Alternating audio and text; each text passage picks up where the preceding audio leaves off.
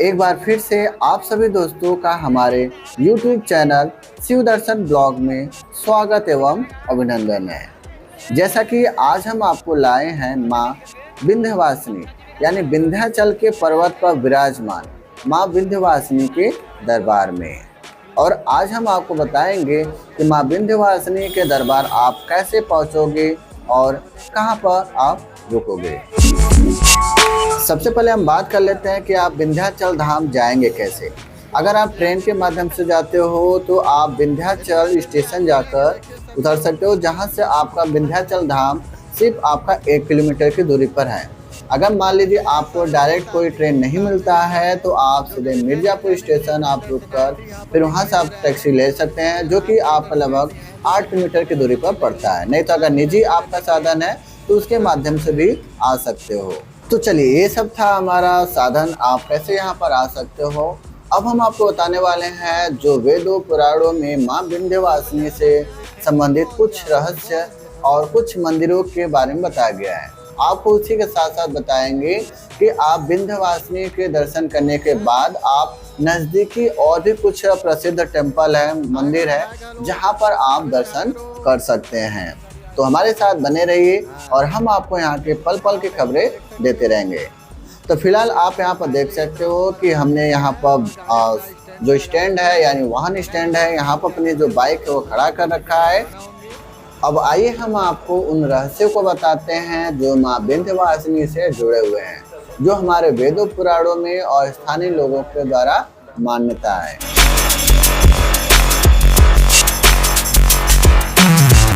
गंगा नदी के तट पर और विंध्याचल पर्वत पर विराजमान माँ विंध्यवासिनी देवी जो मिर्जापुर की अधिष्ठात्री देवी हैं।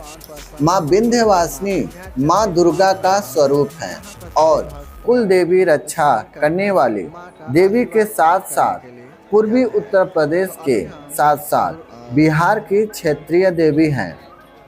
महाभारत के विराट पर्व पर धर्मराज युधिष्ठिर देवी की स्तुति करते हुए कहते हैं, विंध्ये चैव नगर श्रेष्ठ तव नहीं शाश्वतम, यानी हे माता, पर्वतों में श्रेष्ठ विंध्याचल पर आप सदैव विराजमान रहती हैं।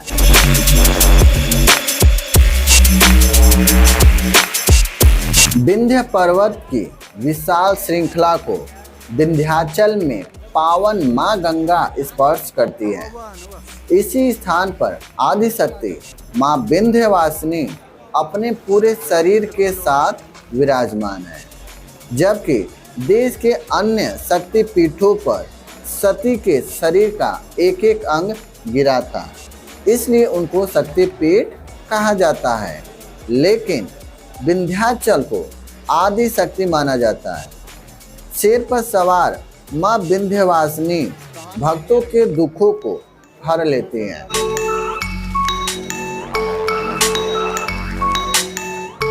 शिव पुराण में माँ विंध्यवासिनी को सती माना गया है, तो श्रीमद् भागवत में नंदजा देवी कहा गया है और माँ के अन्य नाम कृष्णानुजा, वन दुर्गा भी शास्त्रों में वर्णित है।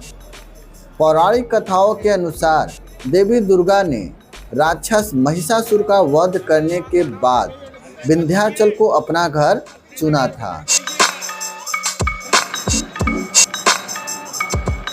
और आपको पता होना चाहिए कि विंध्याचल धाम में एक त्रिकोण पथ है जो भक्तों को परम शांति प्रदान करता है। नवरात्रि के दौरान यहाँ विशेष पूजा अर्चना होती है और बड़ी संख्या में भक्त आते हैं और दीपावली, शिवरात्रि और अन्य हिंदू त्योहारों पर भी यहाँ विशेष पूजा अर्चना की जाती है।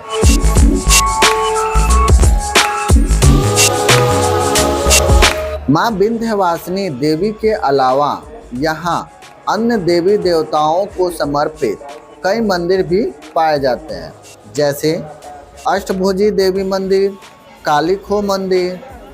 मान्यता है कि विंध्यवासिनी देवी के आशीर्वाद से ही इस सृष्टि का विस्तार हुआ था।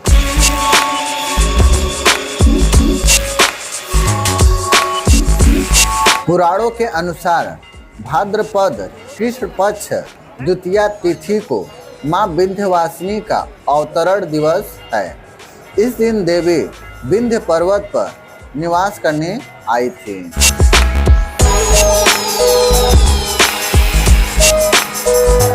अगर आप अभी तक हमारे वीडियो को देख रहे हो तो आप मानिए एकदम लकी इंसान हो, क्योंकि अब हम लगाने वाले हैं माँ का जयकारा, वो भी एनर्जी के साथ। तुम्हारे साथ सभी लोग मिलकर बोलिए, एक बार बोलो विंध्याचल वाली मैया की प्रेम से बोलो, सारे बोलो, मिलकर बोलो, जोर से बोलो, जय माता दी, हर हर महादेव। जैसा कि यहाँ पर आप देख सकते हो काफ़ी जनसंख्या में आपका यहाँ पर श्रद्धालु लोग माँ के दर्शन करने के लिए आए हैं, क्योंकि आपका नवरात्र का लास्ट यानी रामनवमी है, जिसकी वजह से यहाँ पर इस समय काफ़ी भीड़ है। तो अगर आप आते हो माँ के दर्शन करने के लिए, तो नवरात्र में आते हो तो माँ का असीम अनुकंपा आप पर बना रहता है। तो इस समय अभी फ़िलहाल हम माँ के दरबार यानी मंदिर के पास ही हैं, क्योंकि इस समय आरती हो रहा है, आरती का समय हो चुका है, इसलिए अभी तक तो कपाट आपका बंद है। आरती होने के बाद आपका कपाट फिर से खुल जाएगा।